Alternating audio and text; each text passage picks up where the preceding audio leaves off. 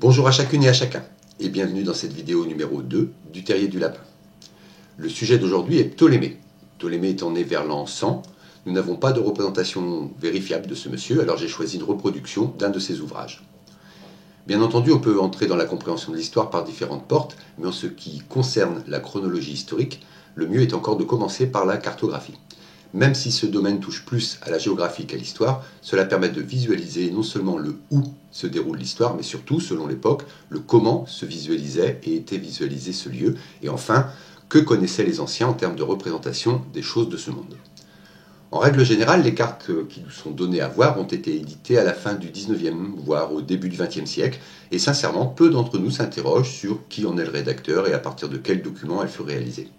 Normal, on se fie à ce que l'on nous pose sous les yeux, et les cartes géographiques, comme nombre d'autres sujets, c'est surtout lors de notre scolarité que nous voyons les premières. Et qui va remettre en question ce que l'on voit de nos yeux et ce que nous en dit l'enseignant. Ensuite, avec le temps, ce premier acquis devient un repère, à moins de vraiment se retrouver face à une étrangeté énormissime, comme vu dans la vidéo numéro 1, sinon ce repère devient certitude. Par contre, lorsque vous êtes un tant soit peu passionné, pouvoir visualiser des documents originaux, cela fait partie des petites satisfactions que l'on aime ressentir. Alors bien sûr, pour la cartographie officielle, à tout précurseur, tout honneur, je voulais commencer par Ptolémée, et je me suis rendu à la Bibliothèque nationale de France pour trouver des originaux ou des copies d'originaux. Ce qui est bien avec le protocole du net, c'est que l'on peut se rendre un peu où l'on veut dans l'océan de l'information, juste en le demandant à son navigateur web. Je précise un peu où l'on veut, car certains lieux importants de la connaissance nous restent terra incognita, sujet hermétique au sens premier comme au sens second, et trop souvent inaccessible, toujours au sens premier comme au sens second du terme. Là, je pense entre autres aux archives du Vatican ou à la Smithsonian Institute. Vérifiez par vous-même en tapant vatican.va/archives et vous verrez ce qu'il en est de l'accès aux kilomètres de rayon de documents existants. Tout comme pour la Smithsonian, ou pour accéder aux tonnes d'objets, documents et cahiers de terrain des chercheurs, de nombreux laissez-passer sont requis. Sinon, à l'égal du Vatican, quelques infos sans grande conséquence sur la recherche en chronologie historique sont toujours consultables. Je stoppe mon intro pour entrer dans le vif du sujet. En ce qui concerne la cartographie, et comme je l'ai dit, l'honneur en revient à celui que l'on désigne comme le précurseur incontournable, j'ai nommé Ptolémée. Alors, précurseur de la géographie, Ptolémée est le nom communément admis pour ce personnage. Toutefois, son nom officiel est Ptolémaïs de Thébaïde, mais lui se faisait appeler Claudius Ptolemaeus ou Ptolomus, la Rome antique déjà rencontrée dans le Terrier du Lapin. Il est né vers l'an 100 en Égypte et mort en 168 à Canopée, actuelle Aboukir en Égypte. Et il aurait vécu pour l'essentiel à Alexandrie. Donc sa nationalité était grecque et sa citoyenneté romaine. Ses représentations officielles datent du XIIe et du XVIe siècle. Comme on peut le constater, on est loin, mais alors très loin, de l'idée que l'on peut se faire d'une personne née en Égypte au IIe siècle, de nationalité grecque et de citoyenneté romaine. Mais, comme me l'a expliqué un ami historien, rien de très étonnant à tous ces états de fait qui peuvent nous paraître étranges au premier abord. La citoyenneté romaine était accordée aux Romains, mais également à certains étrangers, entre guillemets, vivant sur le territoire de l'Empire. À cette époque, on pouvait également être grec sans forcément être né sur ce que nous nommons aujourd'hui le territoire, l'État grec. Il est vrai qu'en y réfléchissant, j'ai des amis français dont les parents étaient nés en Algérie. Ils étaient algériens mais de citoyenneté française puisqu'ils étaient nés à une époque où l'Algérie était française. Nous pouvons donc en déduire qu'il n'y a pas forcément d'incohérence en ce qui concerne Ptolémée, pas de grande différence entre l'histoire d'hier et celle d'aujourd'hui. Pour ce qui est des représentations, nombreux sont les peintres du bas Moyen-Âge et de la Renaissance qui représentaient des personnages de l'Antiquité en costume de l'époque de l'artiste, de son pays ou de sa région. C'est un état de fait et du coup on ne peut se fier qu'à ce que l'on nous dit et pas forcément à ce que nos yeux voient. C'est ennuyeux mais c'est comme ça puisqu'à l'époque il n'y avait pas de photos ou de vidéos. Par contre effectivement il y avait déjà des peintres et des sculpteurs. Mais on se fie à l'image de l'artiste. Par contre, un détail me revient pendant que je parle de représentation. Pour ce qui est des représentations picturales ou sculptées, n'avez-vous jamais été surpris par le fait que les personnages de l'Antiquité, quand ils ne sont pas représentés en tenue contemporaine de l'artiste, et que ce soit pour la Grèce, l'Italie, ou même l'histoire christique, comme la Nativité en plein hiver, puisque nous sommes fin décembre, invariablement tous ces gens portent des tenues très légères et des sandales. D'ailleurs, même la guerre est représentée à poil, ce qui n'est pas très pratique pour reconnaître les alliés des ennemis. Bref, un éternel été, comme une mythologie quasi édénique. Ah, ces artistes. Mais bon, tout cela n'est que le début de cette histoire, et vous allez pouvoir constater que ce n'est aussi que le début du Terrier. Ptolémée est l'auteur de plusieurs traités scientifiques dont deux ont exercé une grande influence sur les sciences occidentales et orientales. L'un est le traité d'astronomie, aujourd'hui connu sous le nom d'Almageste, souvent traduit par la grande composition ou encore la très grande, mais dont le titre traduit du grec est composition mathématique. L'autre est la géographie, qui est une synthèse des connaissances géographiques du monde gréco-romain. En gros, ce monsieur, c'est la pointure toute catégorie, la référence des références, le génie de l'Antiquité du début de notre ère, toutes disciplines importantes confondues pour cette époque, astronomie, mathématiques, géographie, astrologie, optique et même musique. En fait, cet homme, c'est comme un bébé 2.0 qui aurait été réalisé avec l'ADN de tous les plus grands savants du monde. Je ne comprends même pas qu'il ne soit pas le premier homme à avoir marché sur la Lune. Tiens, en attendant, cette carte lui est attribuée. Simply the best. Et malgré qu'il fasse abondamment référence à certains de ses prédécesseurs, il les a tous laissés dans l'ombre. Remarquez, pour les autres, on n'a pas retrouvé de traces, alors forcément, ça aide. Ptolémée n'a qu'un pendant, c'est Aristote. Lui, c'est la référence pour tout ce qui traite de la physique, la métaphysique, la biologie, l'éthique, la politique, le langage, la logique, la poétique, la rhétorique et autres philosophies. Et tout ça, il y a 2400 ans. Son maître et référence était le philosophe Platon, un homme qui ne se fiait pas à l'écrit. D'ailleurs, il fait dire à Socrate, dans Phèdre, « Celui donc qui prétend laisser l'art consigné dans les pages d'un livre, et celui qui croit l'y puiser, comme s'il pouvait sortir d'un écrit quelque chose de clair et de solide, me paraît d'une grande simplicité. Et vraiment, il ignore l'oracle d'Arumon, s'il croit que les discours écrits soient quelque chose de plus qu'un moyen de réminiscence pour celui qui connaît déjà le sujet qu'il traite. » Ça donne à réfléchir. Ceci étant, lisez Ptolémée et Aristote, puisqu'ils se complètent en ce qui concerne les domaines étudiés, et vous saurez ce qu'était l'Antiquité érudite. 2 personnes, 2 Grecs de l'Antiquité, et c'est tout bon, vous détiendrez déjà plus de connaissances que la totalité des Européens, jusqu'au moins le XVIe siècle. La Grèce, c'est la référence intellectuelle de l'Antiquité, que nous, Européens, ne redécouvrirons qu'à partir de la Renaissance et jusqu'au XVIIIe siècle. J'ai hésité entre redécouvrirons et découvrirons, mais n'allons pas trop vite en besogne. Pour le moment, oubliez cette dernière phrase, je reprends. Quand je dis que Ptolémée est the best, je le prouve. Constatez par vous-même la version officielle de ce monsieur, et juste sur la discipline astronomique. Alors petit rappel, lorsque je dis version officielle, je ne cite pas les sources premières de cette officialité, et cela pour 2 raisons. La première, comme je vais peut-être être un peu piquant, je ne souhaite pas effectuer de délation. Trop facile d'être sarcastique en l'absence des personnes ou institutions concernées. Je me suis inspiré, j'ai recopié des publications universitaires et professionnelles, mais je ne souhaite pas établir de procès d'intention. Si un professionnel, un haut lieu de l'enseignement, un collectif ou encore une maison d'édition se reconnaissent, ils pourront toujours commenter ou établir un droit de réponse. Pas d'attaque ad hominem, comme se plaisent à dire les lettrés. Deuxièmement, puis franchement, ces sources officielles sont facilement traçables sur le net. Fin de la petite explication. Donc, officiellement, il est dit. L'Almageste est le seul ouvrage antique complet sur l'astronomie qui nous soit parvenu. Ce problème des documents perdus, comme déjà vu dans la vidéo numéro 1, c'est une plaie. Les astronomes babyloniens avaient consigné soigneusement pendant des siècles de précieuses observations, position des astres, datation des éclipses, etc. Alors pour info, de nombreuses tablettes en cunéiforme avec ce type de contenu nous sont parvenues suite à des fouilles au XIXe siècle. Les plus anciennes dont nous disposons datent de 3 à 4 000 ans avant notre ère, soit près de 6 000 ans. Les connaissances sumériennes furent relayées aux Akkadiens, qui eux-mêmes les relayèrent aux Babyloniens, aux Égyptiens et enfin aux Grecs. Et peut-être qu'entre tout ça, il y a eu les traces. Mais ça, c'est en cours d'étude. Par contre, ce savoir fut ensuite perdu. Et coup de chance, comme pour Champollion et sa pierre de Rosette, comportant 3 versions d'un même texte, ce qui a permis le déchiffrement des hiéroglyphes, pour le sumérien en cunéiforme, c'est grâce à une inscription trilingue également, vieux perse, élamite et babylonien, que le cunéiforme a pu être compris. Dans tous les cas, on ne remerciera jamais assez ces anciennes civilisations qui nous laissèrent des petits cailloux blancs pour aider leurs futurs découvreurs. Alors officiellement, un découvreur se nomme un inventeur. Je dis ça. Par contre, pour ce qui est de la provenance de cette écriture sumérienne, tout comme pour les hiéroglyphes, pour le moment, nous ne savons pas. Tout ce que l'on sait, c'est qu'il y avait, il y a plusieurs milliers d'années, des mecs sacrément balèzes et avec qui nous ne pourrons rivaliser que, il y a quelques siècles en arrière, qui disposaient de connaissances hallucinantes dans un nombre de domaines premiers, mais qui ne savaient écrire qu'en dessinant des petits canards ou en traçant 3 traits avec un morceau de bâton dans de l'argile. Là, il y a peut-être matière à réflexion. Non ? Je reprends. Les Babyloniens avaient élaboré des techniques de calcul pour la prévision des phénomènes astronomiques. Les astronomes grecs, tels que Eudoxe de Cnide, vers le IVe siècle avant Jésus-Christ, et surtout Hipparque de Nicée, environ 150 avant Jésus-Christ, avaient intégré ces observations avec les leurs dans des modèles géométriques, théorie des épicycles, pour calculer les mouvements de certains corps célestes.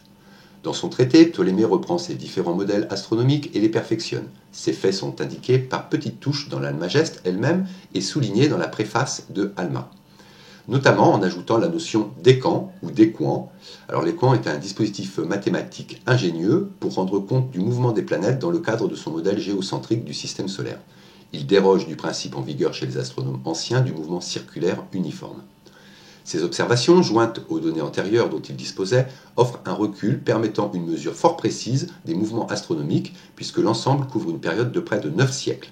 Ces tables de données, indispensables pour déterminer la position des astres, ont en effet comme point de départ le premier jour du calendrier égyptien de la première année du règne de Nabonassar, c'est-à-dire le 26 février 747. C'est vachement précis, avant notre ère. Et l'on a des références à ce sujet. Il suffit de faire un arrêt vidéo et de lire les sources. Et quant au livre, c'est celui-ci. Donc Ptolémée consacre le modèle géocentrique d'Hipparque qui lui fut souvent attribué. On parle souvent du système de Ptolémée. Ce n'est pas faux si l'on entend par là le système utilisé par Ptolémée. Mais l'expression donne à croire qu'il en est l'initiateur, ce qui est inexact. Le modèle Ptolémée lui-même, dans l'Almageste, parle des épicycles d'Hipparque dans plusieurs passages relevés dans la préface de Alma. Modèle qui fut accepté pendant plus de 1300 ans, quoique de manière discontinue. En Europe occidentale, en effet, il sombra dans l'oubli au début du Moyen-Âge. Une fois de plus, c'est fou tout ce qui est perdu durant le Haut Moyen-Âge, mais j'y reviendrai plus loin. Avant d'être découvert à la fin de cette période. Cet héritage fut cependant préservé dans le monde arabe et avec des hauts et des bas dans l'Empire romain d'Orient et plus spécifiquement à Byzance. Pour ça, voir sciences et techniques dans l'Empire byzantin.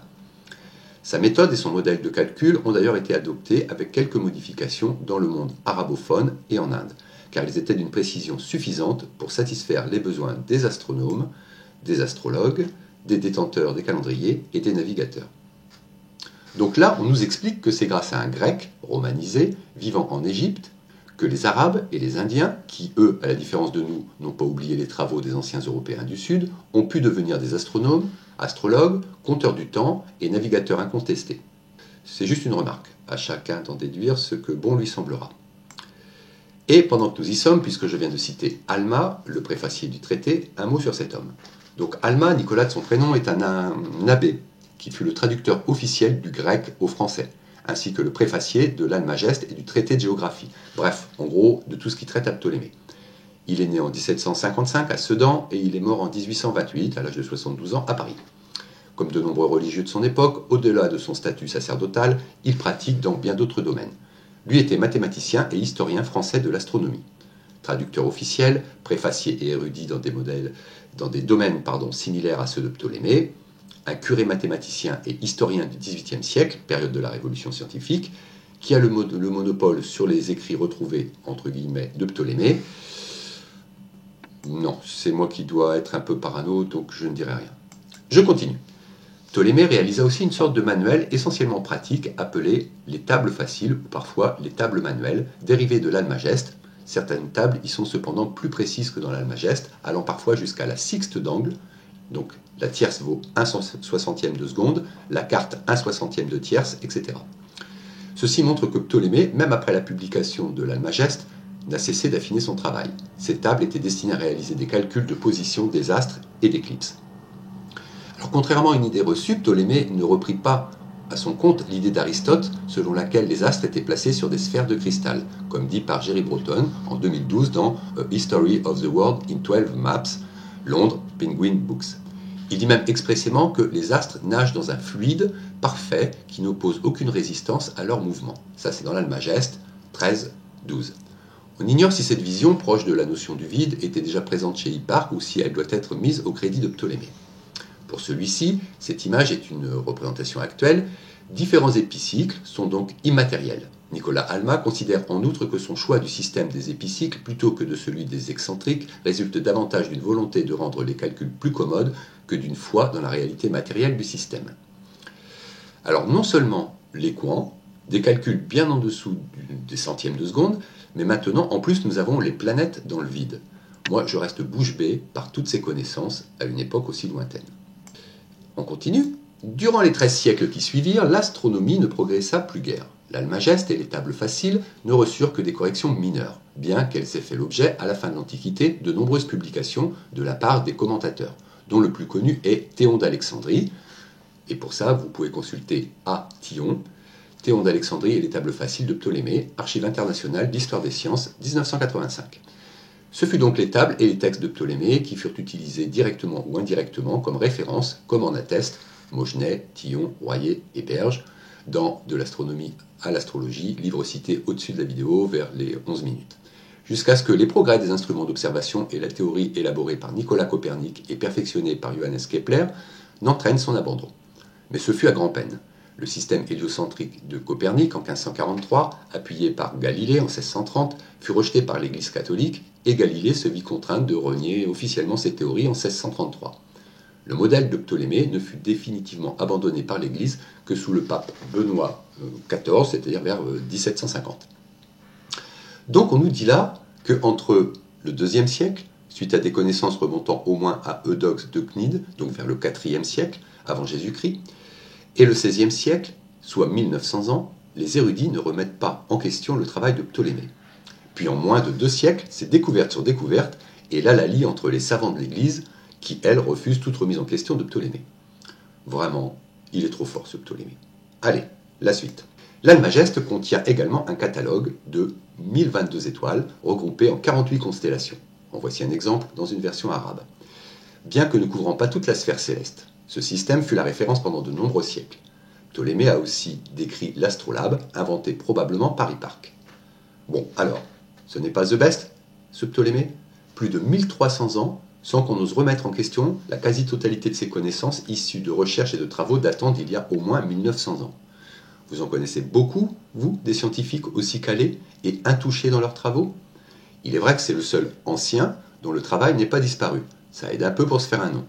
Mais quand même, un scientifique, même s'il s'appuie sur le travail d'autres, mais n'est-ce pas là le lot de tous les scientifiques, qui n'est pas remis en question dans des disciplines aussi pointues que les mathématiques et l'astronomie, et ce pendant 1300 ans, franchement, moi je m'incline. Et encore, ce n'est là que pour un seul de ses ouvrages. Je ne vais pas passer en revue la totalité de ses connaissances, discipline par discipline, car sinon nous y sommes pour des jours. Là, j'ai détaillé pour que l'on puisse se faire une idée, mais revenons-en à notre histoire première, les cartes géographiques. Alors voici la version, toujours officielle, de l'histoire de la géographie de Ptolémée, et là, je ne vous donnerai que très peu de liens ou de sources, car il faut que vous en preniez connaissance par vous-même, tant c'est extraordinaire et paraît invraisemblable. Sa géographie est une œuvre majeure. Il s'agit d'une compilation des connaissances géographiques à l'époque de l'Empire romain, sous le règne d'Adrien, donc vers 125, couvrant la totalité du monde connu, ou écoumène. Comme pour le modèle du système solaire dans l'Almageste, Ptolémée unifie dans un grand ensemble toutes les informations dont il dispose. Le premier livre définit le sujet de la géographie et présente des données et la méthode utilisée pour dessiner une carte du monde habité. Dans les livres 2 à 7, il fournit des listes topographiques et attribue des coordonnées à tous les lieux et particularités géographiques, répertoriant 8000 endroits d'Europe, d'Asie et d'Afrique, disposés dans une grille. Ces 2 dernières images sont des reproductions puisque les originaux n'ont pas été retrouvés. Mais bon, vous n'êtes plus étonnés, on sait maintenant que la perte est une redondance. Il commence à l'ouest avec l'Irlande et la Grande-Bretagne, puis se déplace vers l'est en passant par l'Allemagne, l'Italie, la Grèce, l'Afrique du Nord, l'Asie mineure et la Perse, pour terminer en Inde. Le livre 8 présente une division de l'écoumène en 26 cartes régionales, 10 pour l'Europe, 4 pour l'Afrique, appelée Libye, et 12 pour l'Asie. Alors de plus, il faut savoir qu'il prend du temps pour voyager, même s'il intègre à ses travaux des témoignages de voyageurs. Il est vraiment énorme, ce type. Outre les données géographiques, Ptolémée intègre des données astronomiques. Il donne à la Terre une forme sphérique et estime sa circonférence à 180 000 stades, donc environ 33 345 km. Il suit en cela le calcul de Posidonios, 1er siècle avant Jésus-Christ, plutôt que celui d'Ératosthène, 300 ans avant Jésus-Christ, révisé par Hipparque, 2e siècle avant Jésus-Christ, qu'il avait évalué à 250 000 stades, donc environ 39 375 km. Beaucoup plus près des 40 075 km réellement mesurés à l'équateur. Reprenant le système sexagésimal des Babyloniens, la base 60 comme pour les secondes et les minutes, il divise cette sphère en 360 degrés de longitude de 500 stades chacun, environ 80 km. Aujourd'hui on compte 78,567 km à 1 mètre près. Il fixe le méridien de longitude 0 au point le plus à l'ouest connu à son époque, soit les îles Fortuna, c'est-à-dire les îles des Bienheureux identifiées aux îles Canaries. Il pose des intervalles de 5 degrés correspondant au tiers d'une heure d'équinoxe et couvrant au total 12 heures, soit 180 degrés, jusqu'à Katigara, qui correspondrait à Hanoï. Alors tiens donc, les longitudes, sujet dont j'ai parlé dans la vidéo numéro 1 consacrée à Piri Reis. Alors les longitudes, ce serait Ptolémée, et selon les travaux de ses prédécesseurs, de quelques siècles avant lui. Tout comme la Terre est ronde, je rappelle que nous sommes il y a 2000 ans, et que là on s'inspire du système de calcul d'une civilisation vieille de 5 à 6000 ans, et dont la découverte archéologique se fera au XIXe siècle. Et dire qu'au XVIIIe siècle, l'Europe cherchait encore la précision des longitudes. Franchement, les petits gars du haut Moyen-Âge, et jusqu'à la fin du XVIIe siècle, pas un pour rattraper l'autre quand même, incapables de se concentrer et de réviser leurs leçons. Par contre, détail important, des mesures en stade, il en existe de nombreuses, allant de 157,5 mètres pour les Égyptiens du IIIe siècle avant Jésus-Christ à 192,27 mètres pour les Grecs du VIe siècle avant Jésus-Christ. Donc difficile de savoir avec exactitude auquel Ptolémée faisait référence. À mon humble avis, le traducteur, le curé Alma, a dû arranger ça un petit peu à sa sauce. Mais ce n'est que mon avis. On y retourne. La latitude était mesurée à partir de Thulé, situé à 63 degrés nord, jusqu'à Ajisimba, dans l'Afrique du Sud saharienne, que Ptolémée situe à 16 degrés sud, la distance totale couvrant ainsi 79 degrés. Posant le degré 0 à l'équateur, comme aujourd'hui, Ptolémée calcule la distance selon la durée du jour, le plus long plutôt qu'en degrés, car la durée du solstice d'été passe de 12 à 24 heures, au fur et à mesure qu'on s'éloigne de l'équateur vers le cercle polaire. Il utilise des incréments de 15 minutes par degré jusqu'au parallèle où le jour le plus long dure 15 heures et demie, pour alors passer à des incréments de 30 minutes jusqu'à Thulé où le jour le plus long dure 20 heures. Dans la zone ainsi délimitée, il distingue une partie habitable étendue en longitude sur 72 000 stades et en latitude sur 40 000 stades. Je ne peux m'empêcher de me dire que ça, c'est quand même du bonhomme qui tient la route. Mais on continue. Ptolémée s'est essentiellement appuyé sur les travaux d'un autre géographe, Marinos de Tyr, du 1er siècle après Jésus-Christ, donc un contemporain de Ptolémée, dont les ouvrages ne nous sont pas parvenus. J'allais dire encore, mais bon, je vais me taire. Il s'est aussi basé sur les index géographiques des empires romains et perses, mais la plupart de ces sources, au-delà du périmètre de l'empire, étaient d'origine douteuse.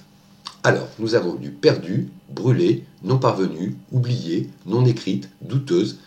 Décidément, on n'a pas de chance. Heureusement que pour l'Égypte antique et les hiéroglyphes, et surtout le cunéiforme sumérien, tous deux datant des alentours de 3000 avant Jésus-Christ, les petits gars ont pensé à nous laisser des penses-bêtes en diverses langues. On enchaîne. Des cartes fondées sur des critères scientifiques avaient été réalisées depuis Ératosthène. J'ai cherché des originaux, vous savez quoi ? Oui, vous savez, il n'y en a pas.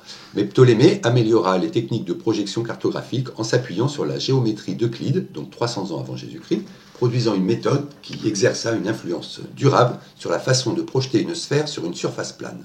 Donc confirmation que 300 ans avant Jésus-Christ, on savait que la Terre était ronde et que l'on avait déjà effectué le choix du mode de représentation d'une sphère sur une surface plane. Mais alors ce n'est pas Mercator, au XVIe siècle, qui fit ce choix. C'est pourtant ce que l'on nous apprend. Qu'est-ce que je me marre ?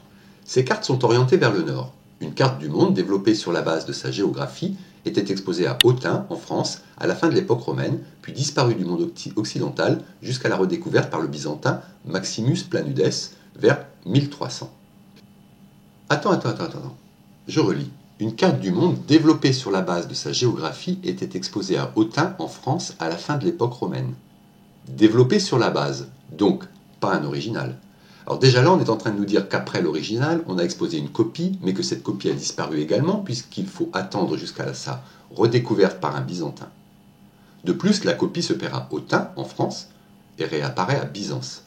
Elle disparaît à la fin de l'Empire romain, donc entre le 5e et le 6e siècle, et réapparaît vers 1300 dans l'actuelle Turquie, puis disparue du monde occidental jusqu'à sa redécouverte par le byzantin Maximus Planudes, qui vécut entre Nicomédie, donc l'actuel Izmit, et Constantinople, aujourd'hui Istanbul, soit une redécouverte de 8 à 900 ans plus tard à l'autre bout du monde. Et on est sûr que c'est la même copie ? Et que la copie était une vraie copie de l'original ? Et que l'original était de Ptolémée ? Ok, pas mieux. Il se peut que les cartes des manuscrits de géographie ne datent que de cette époque. Il se peut. Pas très fiable comme données. Et vu ce que l'on vient d'entendre, c'est bien moins que du « il se peut ». Par contre, les cartes dateraient d'une époque, mais les écrits s'y rapportant seraient d'une autre époque. En tout cas, c'est ce que je comprends dans « il se peut que les cartes manuscrites de géographie ne datent que de cette époque ». Là, il y a vraiment des étrangetés. Un manuscrit du IIe siècle et des cartes du début du XIVe siècle, pour sûr, dans un même livre attribué à un même personnage, ça fait un peu désordre. Mais une information peut être utile. Notre Maximus, il était théologien, moine, traducteur, philologue, écrivain, historien, philosophe et poète. Encore un religieux aux connaissances intéressantes.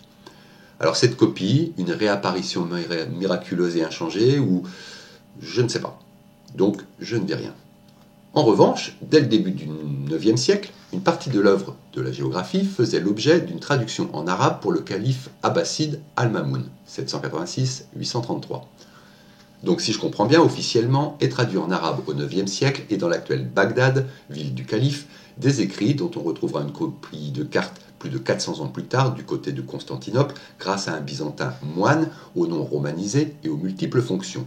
Et côté Europe, c'est grâce à ce byzantin, vers l'an 1300, que l'on aura à nouveau connaissance de ces écrits que l'on exploitera 200 ans plus tard, soit au XVe siècle, tout en attendant la fin du XVIIe siècle pour se pencher à nouveau sur les longitudes qui avaient été décrites par Ptolémée au IIe siècle grâce au savoir d'un Hipparque de Nicée de 150 ans avant Jésus-Christ, lui-même influencé par les écrits d'un Eudoxe de Cnide vers le IVe siècle avant Jésus-Christ et des Babyloniens de 700 ans avant Jésus-Christ, eux-mêmes relais des Sumériens d'il y a 5 à 6 000 ans via des Akkadiens qui vécurent entre les Sumériens et les Babyloniens. J'ai bon là? Non, parce que franchement, moi les copains, j'ai vraiment un problème avec la chronologie, les lieux, les influences culturelles, les disparitions et les réapparitions. Mais bon, tout ça nous provient de Ptolémée, c'est ce qui nous en est dit.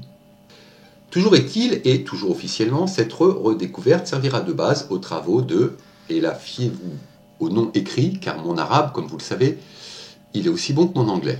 Alors, nous avons Ibn Khouradabbi, né en 820, mort en 912, Ibn Khordadbeh, né en 820, mort en 912, et savez-vous pourquoi ils sont nés et décédés à la même date?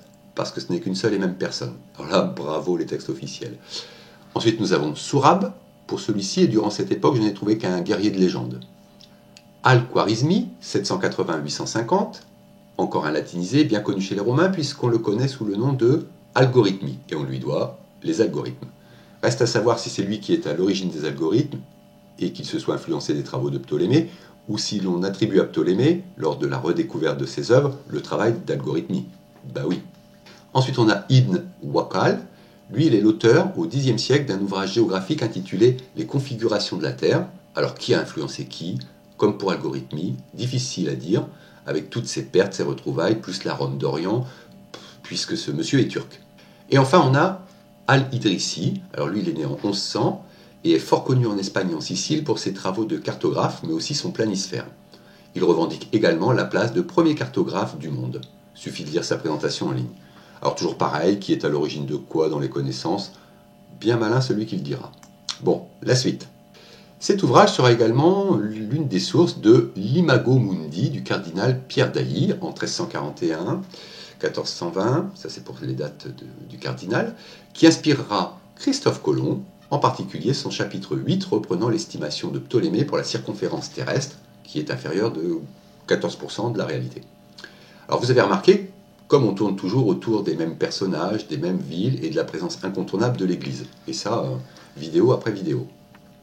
À partir du XVe siècle, les premières reproductions imprimées sur papier firent leur apparition. Le premier exemplaire imprimé de la géographie fut édité avec les cartes à Bologne en 1477, rapidement suivi par une édition romaine de 1478. Jusqu'au XVIe siècle, cet ouvrage a servi de guide à tous les voyageurs qui, à chaque découverte, croyaient reconnaître quelques contrées déjà indiquées par celui-ci. En voici une édition de 1515 éditée à Venise. Alors à ce stade, moi je dis, soit Ptolémée est vraiment un super-héros, soit un jour on s'apercevra que son père se nommait Marvel et sa mère Marie Shelley, la créatrice de Frankenstein, et qu'il est un montage de différents érudits et de super-héros, tant d'Europe que d'Orient, et peut-être même un montage tardif en termes de datation. Mais là, pour le moment, je m'avance encore un petit peu sans preuve. On continue avec une autre version officielle complémentaire qui, elle également, ne s'intéresse qu'au manuel de géographie.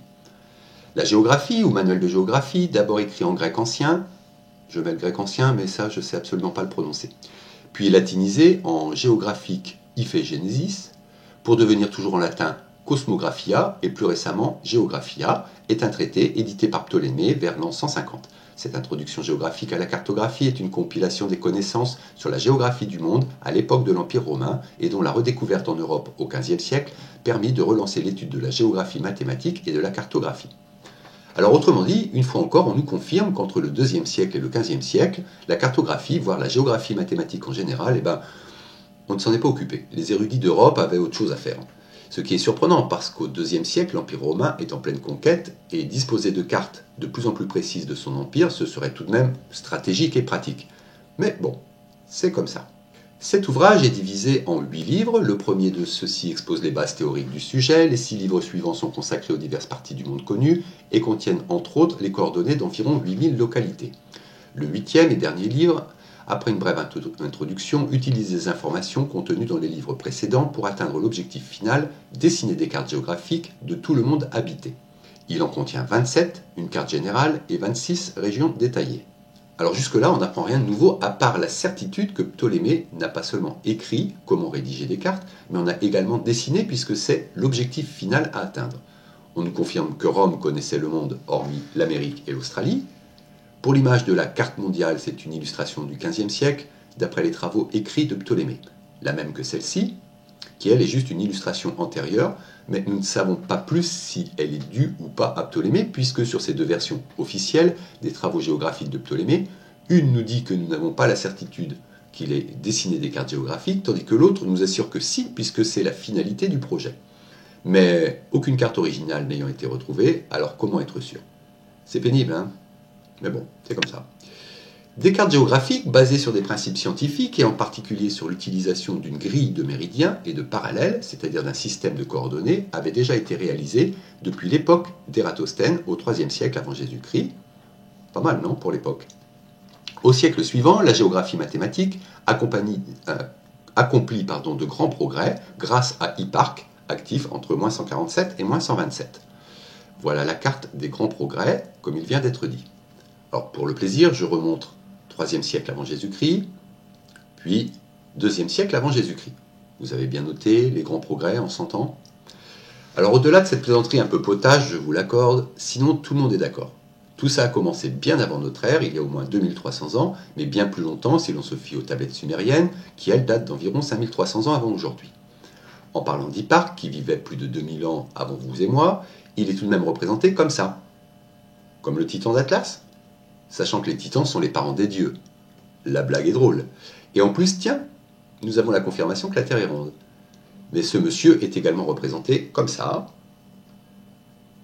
Pas mal, hein, l'observatoire. Ça fait quelques outils très époque, quand même.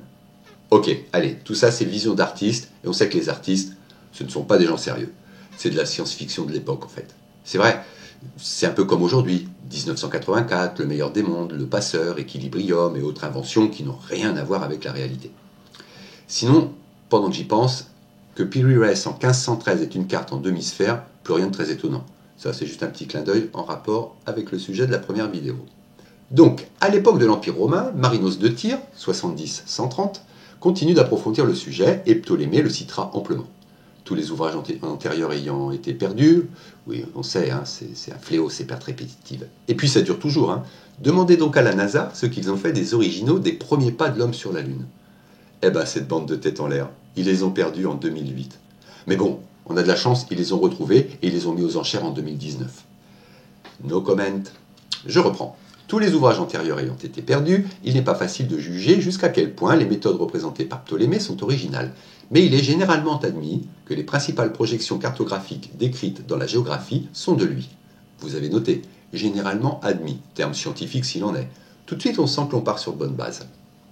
Pour les données relatives aux régions examinées plus en détail, Ptolémée a certainement utilisé, en plus de celles d'Hipparque et de Marinos, les descriptions d'itinéraires et de périples disponibles à son époque.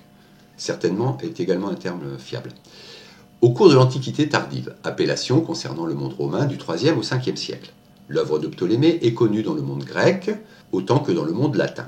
Elle sert de base à la description du monde habité compilée par Pappus d'Alexandrie vers l'an 300 et elle est citée par Ammien Marcellin à la même époque. ainsi que par Cassiodore au VIe siècle, mais par la suite, on en perd la trace en Europe occidentale. Comme vu précédemment, si je résume, entre le IIIe siècle avant Jésus-Christ et le VIe siècle après Jésus-Christ, soit 900 ans d'histoire, les érudits du monde connu sont instruits en cartographie et en géographie mathématique, latitude, longitude, triangulation et autres spécialités mathématiques, comme vu dans la vidéo numéro 1. Puis d'un coup, et jusqu'au XVe siècle, soit 900 ans également, l'Europe de l'Ouest, comme celle de l'Est, on pourra vérifier ça dans de futures vidéos, va devenir amnésique. Ok, si les savants le disent, c'est que c'est sûrement comme ça que ça s'est passé, puisqu'officiellement nous n'avons aucune carte fiable avant le XVe siècle, et même encore au XVe siècle, il faut voir le genre de carte. Comparée à celle donnée comme étant de Ptolémée, qu'elle soit de lui ou des Byzantins du XIIIe siècle, il n'y a pas photo. En parlant de il n'y a pas photo, puisque l'on vient de parler de Pappus d'Alexandrie vers l'an 300, voici quelques savoirs mathématiques issus de son livre sur les mathématiques. Alors je vous laisse en admirer une page, puis quelques croquis issus d'une réédition récente.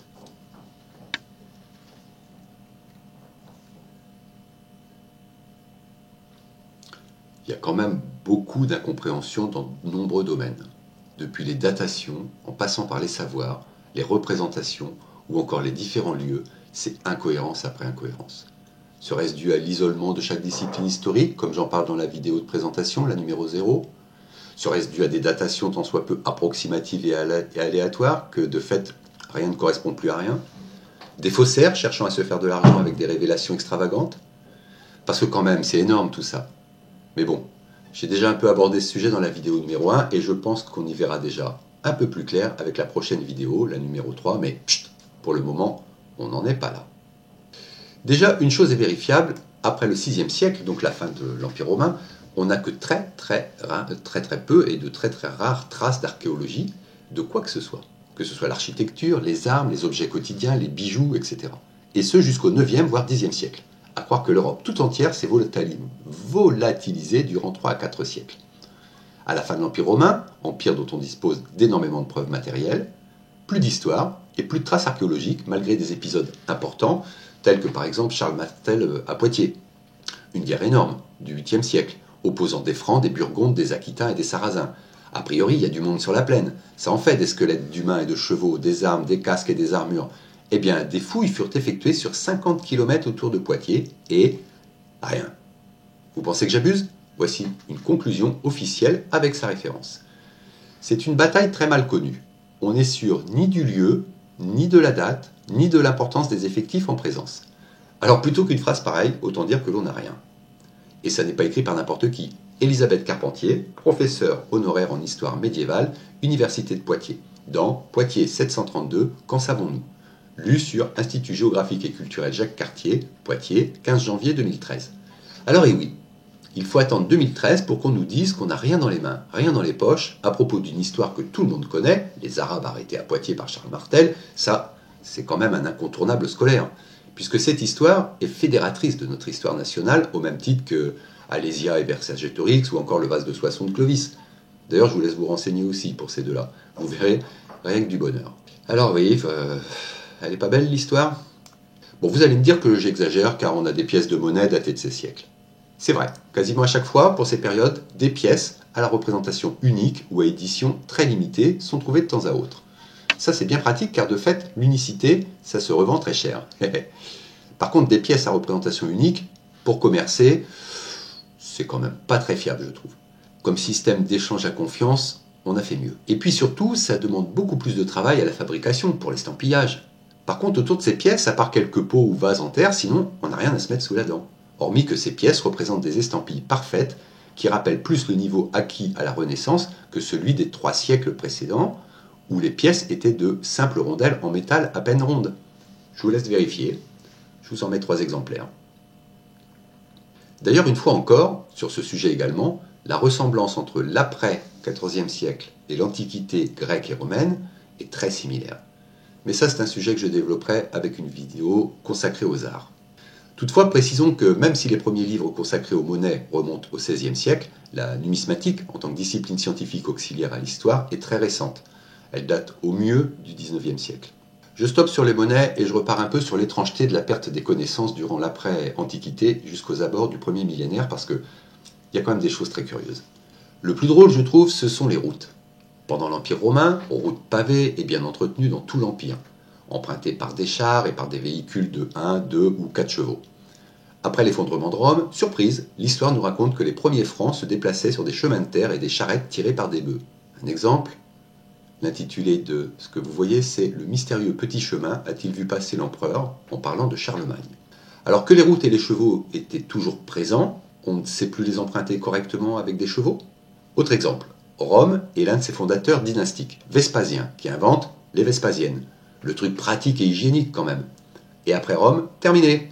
Même au XVIIIe siècle et à Paris, on ne sait pas où poser sa crotte.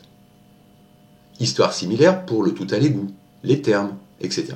Comme si on avait des appris. Pourtant, ces structures n'avaient pas disparu. La preuve, on en retrouve encore les vestiges aujourd'hui. Comme ces thermes qui ont été mis et remis en activité à Sarikaya en 2014. Alors ce n'est pas de la mauvaise volonté, mais je ne comprends pas.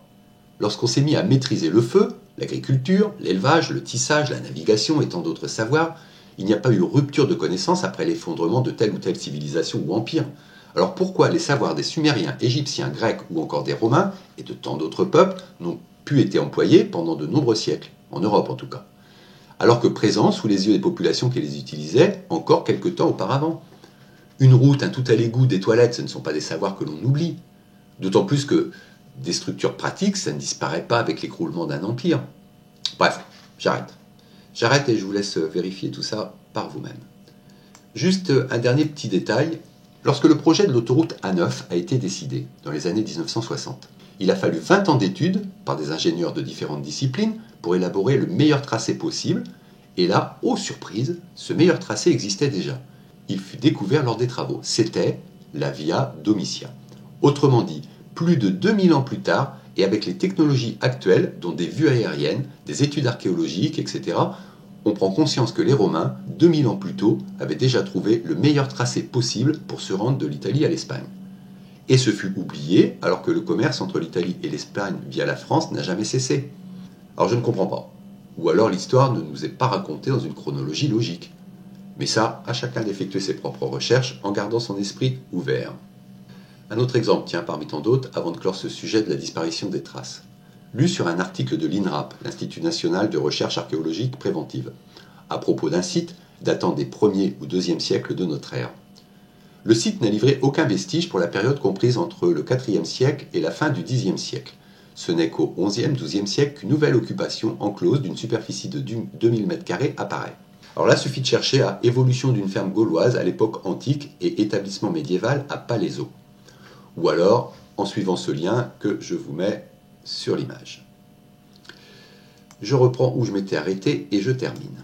Ensuite, 300 ans après Cassiodore, donc 5e, 6e siècle, c'est hors d'Europe que ça se passe. Le monde musulman prend connaissance de l'œuvre de Ptolémée avant l'année 825, date à laquelle un groupe d'astronomes traduit en arabe son astronomie en lui donnant pour titre l'Almageste, d'après Almagesti, la très grande œuvre. Cet ouvrage servira de base aux travaux de, alors ce sont les mêmes que tout à l'heure, Ibn Qurad Abdi, Ibn Kordabesh, Sourab, Al-Khwarizmi, Ibn Wakal et Ad Idrisi. Ça s'arrange un peu, tiens, mon arabe. Alors donc pour cette partie, pareil qu'au-dessus, on a déjà vu et commenté, et on peut remarquer que la même erreur sur les protagonistes est toujours présente. 2 personnes qui n'en sont plus qu'une, et une qui est introuvable. Comme quoi, nombreux sont les officiels qui ne font que se repomper les uns les autres, sans même vérifier un minimum ce qu'ils racontent. À la Maison de la Sagesse de Bagdad, la géographie est traduite plusieurs fois, peut-être depuis le syriaque par Al-Kindi, puis par Tabit Inkura. Alors pardon, mais là, je ne peux pas laisser passer. On redécouvre en syriaque un écrit grec qui a été traduit en latin. Mais qui, quoi, quand? Toujours de grandes surprises et surtout, toujours plein de trous. Aujourd'hui, il nous reste les tables d'Al-Khwarizmi, réalisées en 847, ainsi que les travaux d'Al-Batani et de Yakout. Tous ces travaux ont été faits en référence à celui que l'on nomme alors Bathlamius, c'est-à-dire Ptolémée.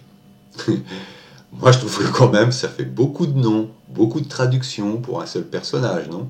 D'autant que certaines traductions arrivent comme ça, un peu par enchantement. Ces données, en même temps que celles des ouvrages indiens et persans, voire chinois, seront abondamment commentées au Moyen-Orient jusqu'au-delà du XVe siècle. En 1174, c'est à partir de la version arabe de ce texte que sera réalisée une traduction latine, à Tolède, par Gérard de Crémone. Alors Crémone, c'est un Italien qui vécut au XIIe siècle, donc très certainement Crémone. On ne connaît plus Ptolémée en Europe, et un Européen, italien de surcroît, mais avec un prénom français, traduit de l'arabe au latin, une œuvre qui existe déjà en latin. Ouais, pourquoi pas. À la fin du XVIIe siècle, dans l'Empire byzantin, on trouve encore une mention de la géographie, une transposition en vers de quelques passages. Dans l'ouvrage de Jean Tsetsetz, Chiliades, mais ce sera surtout jusque vers 1300 où des versions grecques de Ptolémée sont retrouvées par l'érudit byzantin Maximus Planudes. Là, comme déjà vu, il est confirmé que c'est un byzantin au nom romain qui retrouve au XIVe siècle du Ptolémée en grec, sans compter que l'influence de Rome au XIVe siècle sur les byzantins, c'est quand même plus vraiment la grande Rome, non? Je me trompe? Les byzantins, c'est l'héritage de l'Empire romain, ça on est d'accord, mais avec des caractéristiques qui lui sont propres, et particulièrement une réappropriation des noms. Et puis entre l'effondrement de Rome au VIe siècle et l'influence encore énorme, ne serait-ce que par les noms de famille au XIVe siècle, dans l'Empire byzantin, il s'est passé 800 ans. Au bout de 800 ans, les Byzantins, qui depuis sont devenus arabisés et musulmans, continuent de prénommer leurs enfants Maximus et gardent comme nom de famille Planudes, pour n'en citer qu'un. En tout cas, c'est la version officielle. Prenez des notes parce que faut quand même en vouloir, moi je trouve, pour suivre cette enquête.